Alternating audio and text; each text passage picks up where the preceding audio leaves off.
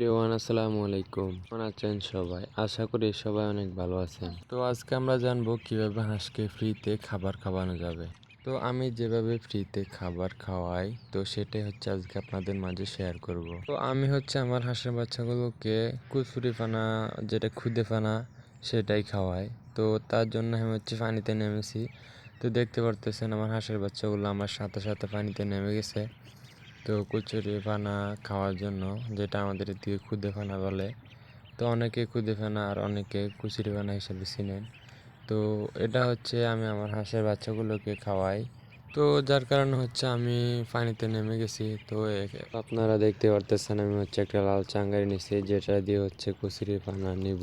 তো আমি হচ্ছে এবার হচ্ছে কচুরি পানা নিতেছি। তো আমাদের এদিকে কিন্তু অনেক কচুরিপানা পাওয়া যায়। আমাদের যে গ্রামটা আছে, যে বিলটা আছে, বিলে অনেক কচুরিপানা পাওয়া যায়, খুদে পানা আর কি। তো এবার হচ্ছে দেখতে পারতেছেন আমি কচুরিপানা নিচ্ছি। তো আমি হচ্ছে আমার হাঁসের বাচ্চাগুলোকে দিব।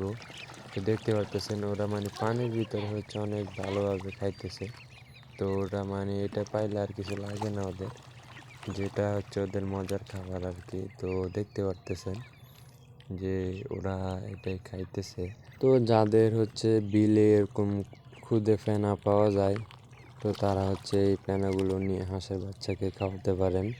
তো তাতে আপনাদের খাবারের খরচ যেটা, সেটা অনেকটাই কমে যাবে। তো এটা হচ্ছে অনেক মানে প্রাকৃতিক খাবার আর কি, যেটা হচ্ছে একেবারে বিনা পয়সায় প্রাকৃতিক খাবার। তো এটা খাওয়ালে আপনাদের খাবারের খরচ অনেকটাই কমে যাবে। তো ভিডিওটা ভালো লেগে থাকলে অবশ্যই চ্যানেলটা সাবস্ক্রাইব করে পাশে থাকবেন।